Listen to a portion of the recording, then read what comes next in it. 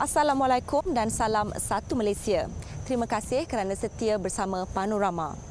Perkataan isim sangat popular di bibir masyarakat kita. Ia sering dikaitkan dengan gangguan mental dan menjadi bahan ejekan. Kita lihat paparannya.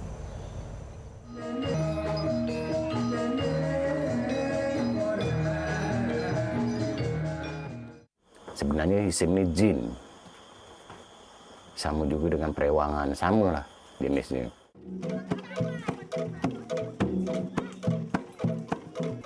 Apabila isim yang tak dijaga adalah menjadi saka.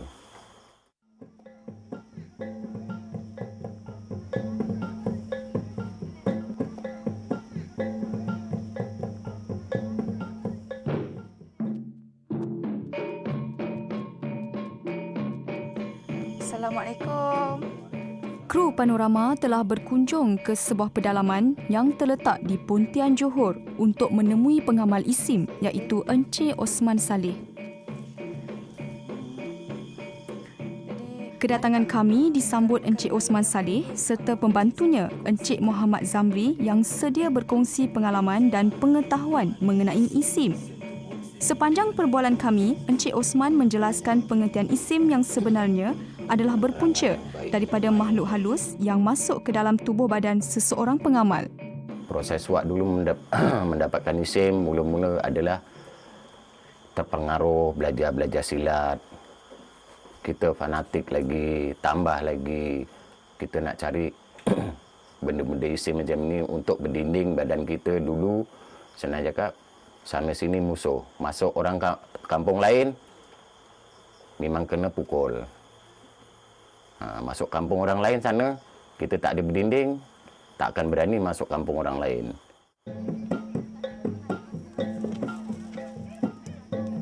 Secara umumnya, isim disebabkan oleh jin atau makhluk halus yang berpunca dari ilmu batin yang pernah dipelajari oleh pengamalnya. Ilmu batin adalah berkait rapat dengan ilmu persilatan. Maka disebabkan itulah isim ini seringkali dikaitkan dengan seni mempertahankan diri.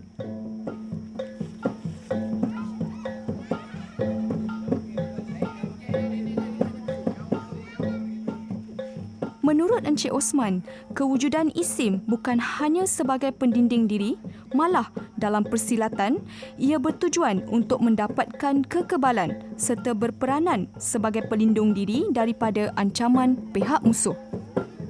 Pada mulanya macam rasa pada saya lah satu kehebatan bila kita dapat mendatangkan satu perubahan pada diri kita sendiri.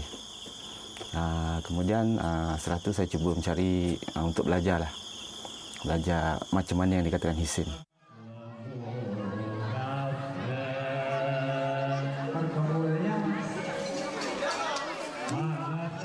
Tarian kuda kepang yang terkenal dalam masyarakat Jawa turut memiliki elemen isim ini.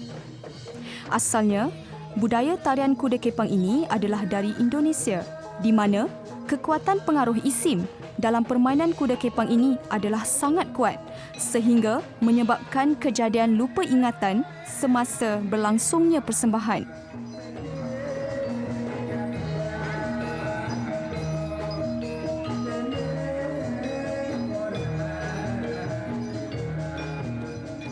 Jelas dilihat apabila wujudnya pengaruh isim dalam tubuh badan penari kuda kepang ini, maka penari akan lupa ingatan dan melakukan aksi tanpa sedar. Ada kalanya, penari melakukan aksi berbahaya seperti memakan kaca serta memasukkan bara api ke dalam mulut.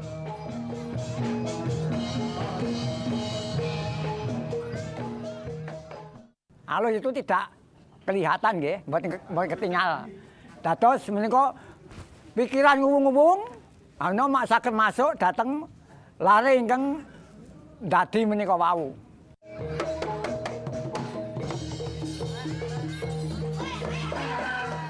Dipercayai, aksi tidak sedarkan diri dan melakukan perbuatan yang berbahaya ini disebabkan oleh kemasukan roh atau isim yang menjadikan seseorang pengamalnya kebal dan dilindungi dalam melakukan pelbagai aksi mengikut rentak lagu.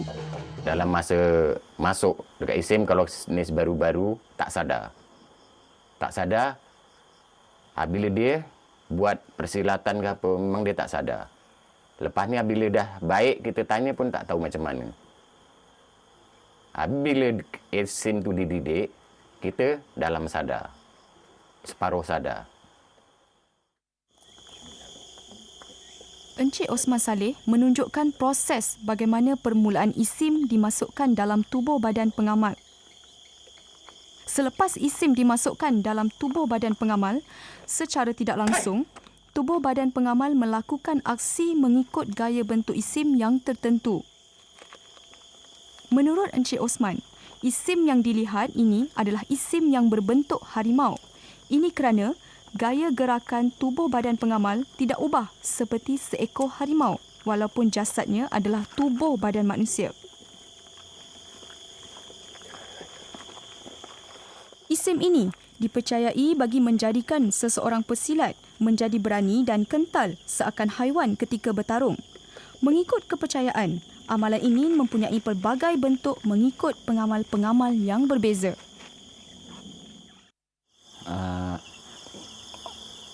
Waktu pembelajaran tu pada mulanya melalui silat lah. Pada mulanya melalui silat, dan setelah selesai belajar silat, pada sesi kedua kita diajar dengan sang guru ni untuk mengamalkan satu perkara. Salah satu daripadanya mungkin kita berpuasa. Selain daripada itu, kita berjalan di waktu malam pada waktu gelap. Setelah itu pada mulanya kita akan dapat satu suasana satu perubahan dalam diri kita. Apabila satu lagi tubuh badan pengamal dimasuki isim, maka ia akan turut melakukan aksi gerakan seperti seekor harimau. Dalam persilatan, isim bertujuan sebagai pelindung diri dari ancaman musuh selain sebagai membuktikan kekuasaan dan kekebalan.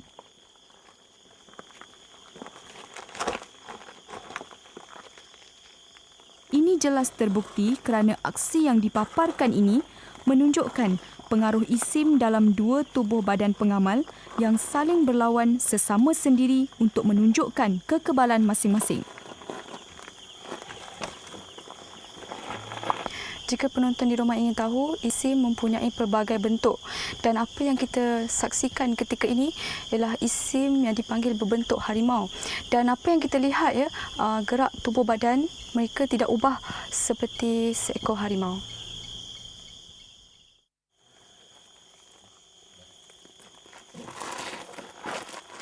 Menurut Encik Osman, selagi isim ini berada dalam tubuh badan pengamal, ia akan terus melakukan aksi tanpa sedar. Bagi memulihkannya, Encik Osman dibantu oleh Encik Muhammad Zamri berperanan mengeluarkan isim dalam tubuh badan bagi tujuan menghindari dari perkara yang tidak diingini berlaku jika aksi ini diteruskan. Terdapat cara yang tertentu untuk mengeluarkan isim. Namun, bukan sebarangan orang yang mampu. Hanya yang pakar sahaja dapat mengeluarkan isim ini dalam tubuh badan pengamal.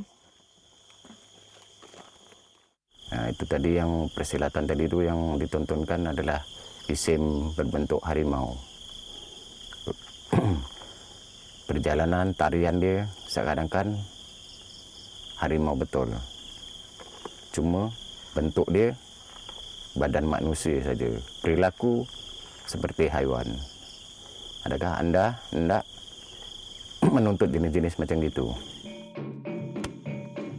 Dengan pengalaman yang ada serta bacaan ayat yang berlandaskan Al-Quran, Encik Osman akhirnya berjaya mengeluarkan isim dan sekaligus memulihkan tubuh badan pengamal seperti sedia kala. Menurut Encik Osman lagi, selepas isim dikeluarkan, tubuh badan pengamal akan berasa lemah serta keletihan.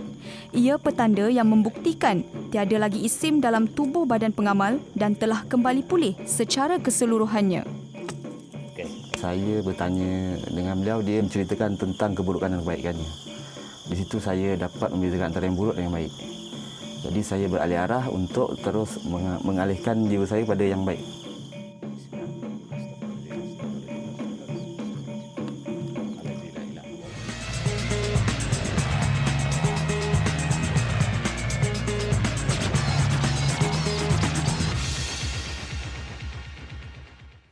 Bertapa atau bersuluk merupakan perbuatan mengasingkan diri dari orang lain tanpa sebarang gangguan. Walaupun ianya nampak kuno, namun ia masih lagi diamalkan oleh setengah pihak di zaman moden ini. Namun adakah ianya amalan yang terpesong? Untuk mengetahui kupasannya, kita ke Gurun Kedah. Saksikan.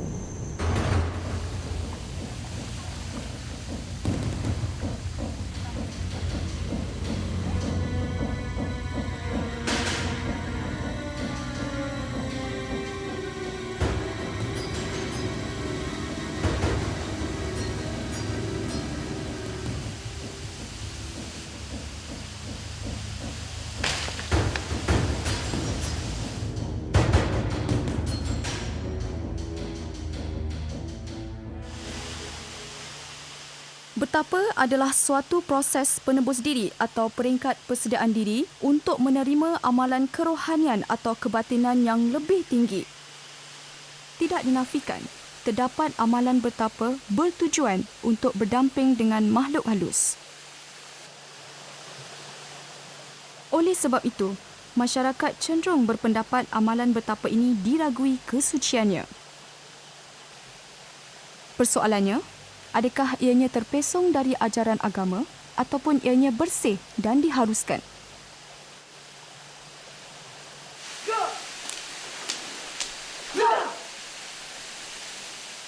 Bertapa sebenarnya merupakan antara amalan yang dilakukan lazimnya oleh pesilat-pesilat bermula sejak zaman dahulu kala. Melalui bertapa, dipercayai dapat meningkatkan kekuatan rohani, batin sekaligus ketangkasan fizikal.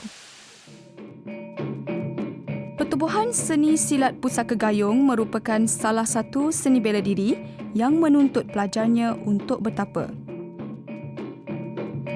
Seni silat pusaka gayung ditubuhkan dan didaftarkan pada tahun 1978. Pengasas utama pertubuhan ini ialah Allahyarham Tuan Haji Yusof bin Saleh dan Datuk Raja Abdul Malik bin Raja Mat Isa yang turut bertanggungjawab sebagai pengarah jurulatih serta guru dalam pertubuhan ini. Seni silat gayung bukan hanya mengajar pesilat teknik membela diri atau melakukan serangan balas, malah ia juga menekankan ilmu kerohanian dan pembersihan diri. Bercakap mengenai seni silat ini, Datuk Raja Abdul Malik turut menyatakan betapa merupakan salah satu daripada amalan yang masih dipraktikkan di dalam latihan silat gayung yang dimulakan oleh pendekar zaman dahulu kala. Anak-anak gayung ini apabila ingin mendapat ilmu-ilmu ini, terpaksalah diarah oleh gurunya, terutama untuk menamatkan amalan-amalan Qul Huwallahu 70,000 itu. Mestilah jangan berputus-putus kita membacanya. Jadi terpaksalah kita diarah oleh guru-guru yang terdahulu. Apabila murid itu nak berkenakkan ilmu ini, terpaksalah pergi berasingan tempat-tempat yang sunyi. Tempat-tempat yang sunyi itu mestilah tempat-tempat yang bersih. Seperti mana tempat itu senang kita dapat air untuk kita minum dan sebagainya.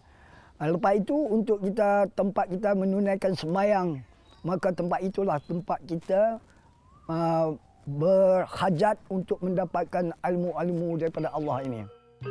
Datuk Raja Abdul Majid merupakan anak didik kepada pengasas seni silat gayung iaitu Allahyarham Datuk Mior Abdul Rahman. Pengalaman pertama beliau melakukan pertapaan didorong oleh maha gurunya untuk menjadikan dirinya lebih berani. Dia kata kepada saya, Majid, kalau kau nak ilmu-ilmu yang lebih mendalam lagi, setelah kamu tamat dalam latihan ilmu persilatan ini, kamu hendaklah datang ke tempat ini untuk munajat kepada Allah untuk mendapatkan ilmu-ilmu yang lebih dalam lagi, iaitu ilmu dalaman lah, ilmu mengikut cara Islam lah. Maka dia kata kamu kena duduk tempat ayat 7 ni, lebih kurang dia kata 1 malam ataupun 2 hari 2 malam. Apabila tengah malam ya, dia datanglah angin dengan ribut, dengan kilat begitu deras. Oh, angin Tapi bukan yang datang begitu, tapi perasaan kita saja kan. Selepas itu datang ulat macam begitu besar main depan kita. dia melilau kan dan nak bagi kita lari lah. Selepas itu mai pula suara harimau yang begitu terai, wow. Jadi kalau kita tak tahan dugaan itu, kita akan tinggal, kita akan lari lah.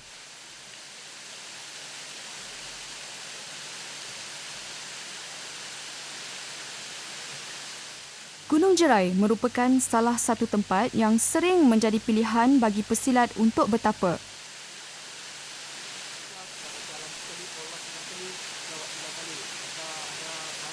Pesilat biasanya disarankan supaya memilih lokasi yang berdekatan dengan sumber air bagi memudahkan untuk mengambil wuduk, minum dan sebagainya.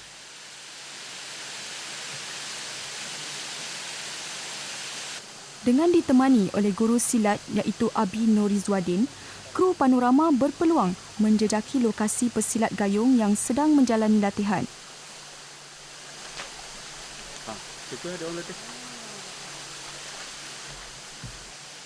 Harapan, hormat. Murid seni silat gayung tidak diajar untuk mencari musuh, tetapi jika berhadapan dengan serangan atau berada dalam keadaan bahaya, pantang berundur walau selangkah. Bak kata pepatah Melayu, berpantang maut sebelum ajal. Inilah juga antara kata-kata hikmat pengamal seni silat gayung. Seni silat gayung mula bertapak di Kepulauan Melayu seawal abad ke-8 Masihi yang dibawa oleh seorang putera Bugis bernama Daing Kuning atau dikenali sebagai Panglima Hitam. Bagi pesilat-pesilat muda ini, selain minat dalam seni pertahanan diri, ia juga secara tidak langsung menyambung warisan seni silat Melayu yang diwarisi sejak turun-temurun. Walaupun dunia kini semakin moden dan ada di antara pesilat ini berasal dari bandar, namun bagi mereka tidak menjadi masalah untuk bertapa jauh di tempat yang sunyi demi untuk melengkapkan lagi ilmu persilatan yang dipelajari. Jadi bila melibatkan ini, sebab kekentalan pergerakan itu sama dengan haiwan yang kita tunjukkan dengan nama itu. Kami turut mendapat penjelasan maklum balas masyarakat mengenai amalan bertapa yang diteruskan oleh pesilat generasi baru. Untuk menangkis tanggapan masyarakat terhadap amalan pertapaan ini memang agak sukar bagi kita, sebab orang kata apa, memang orang memandang pertapaan ini selalunya berkait rapat dengan amalan-amalan khurafat, amalan syirik. Ya, tapi kita terapkan kepada anak-anak gayung kita, anak-anak di bawah latihan kita ini, bahawa kita dalam pertapaan kita hanya mengamalkan ayat-ayat Al-Quran yang mana yang kita peruntukkan di dalam ilmu persilatan seperti surah Al-Ikhlas, Al-Fatihah itu sendiri. Ya, jadi kita rasa bila ini yang kita amalkan, jadi anak-anak kita ni mereka tak orang kata apa, tak taksub pada ayat-ayat yang lain untuk amalan mereka dalam persilatan. Surah Al-Ikhlas dipilih ketika bertapa kerana ia mempunyai banyak kelebihan. Surah Al-Ikhlas disebut sebagai surah keselamatan kerana ia menyelamatkan orang yang mengamalkannya daripada kesulitan, ditetapkan iman mereka dan dijauhi dari godaan syaitan.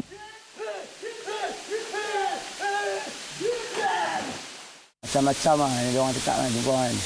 Ada yang nampak, ada yang cara nampak sini lah, cara macam syaitan yang datang di semua lah.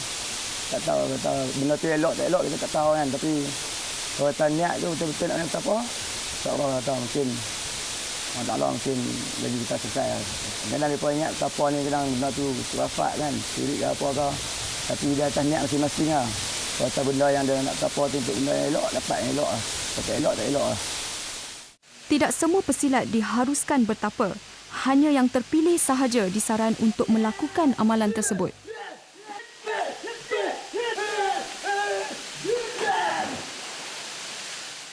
Buai yang akan ditinggalkan ni kita bekalkan dengan ilmu-ilmu, makna dia macam apa yang harus dibuat masa bertapa. Itu semua kita dah bagi tahu dengan dia. Makna dia bila sampai waktu, walaupun dia bertapa, bila sampai waktu solat dia harus solat. Kemudian selesai solat, dia berehat sekejap, dia makan, dia minum, kemudian dia akan sambung balik dengan amalan dia seperti membaca surah Al-Ikhlas itu untuk habiskan, lengkapkan dia punya pertapaan itu sendiri. Kini bermulalah amalan bertapa buat boy yang akan ditinggalkan di kawasan Gunung Jerai ini mulai hari ini bagi melengkapkan amalan kerohanian dan kebatinan yang lebih tinggi.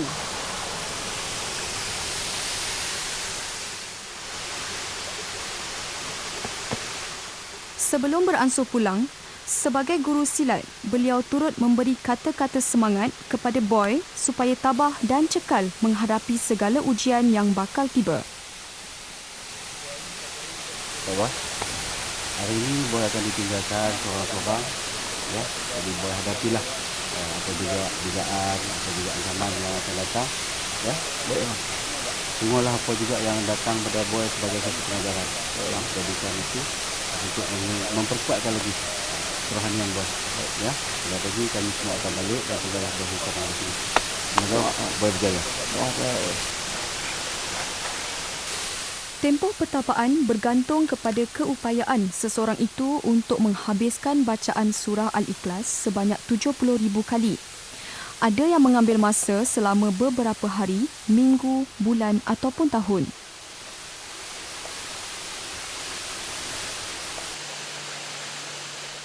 Mengasingkan diri ke tempat yang sunyi ini juga bertujuan untuk menyucikan diri dan membersihkan jiwa.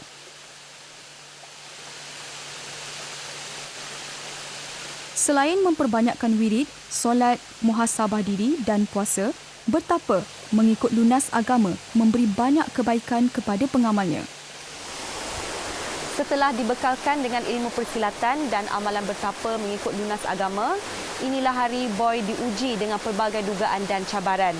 Semoga boy dapat menghadapi segala kemungkinan dengan tabah dan selamat.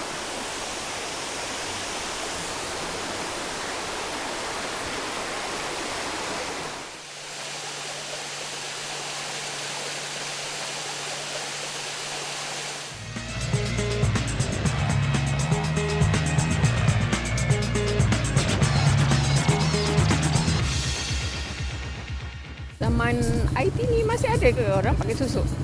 Di mana dia belajar? Tak ada seharap tu di mana dia belajar? Ada hadis dia. Saya tak pernah ambil pusing pasal susuk sebab saya tidak ke arah itu. Sebab Azwan Ali ni adalah original. Ori you all, ya. Tuhan dah kurniakan kita macam ni, kita tak payah susuk. Aku tengok orang, aku pun nak cantik. Dalam masa tu aku tak tahu apa itu susuk. Sampai orang bagi tahu aku, kau nak cantik, kau pakai susuk. Jadi bila orang kata aku cantik, berseri, bila aku pakai make up, orang kata, cantik muka dia. Semoga paparan minggu ini memberi informasi berguna kepada anda semua. Teruskan bersama kami di Facebook dengan carian Panorama RTM atau melalui email panorama@rtm.gov.my atau melalui talian 0322887870. Kami dari kru penerbitan ingin mengucapkan ribuan terima kasih dan jumpa lagi.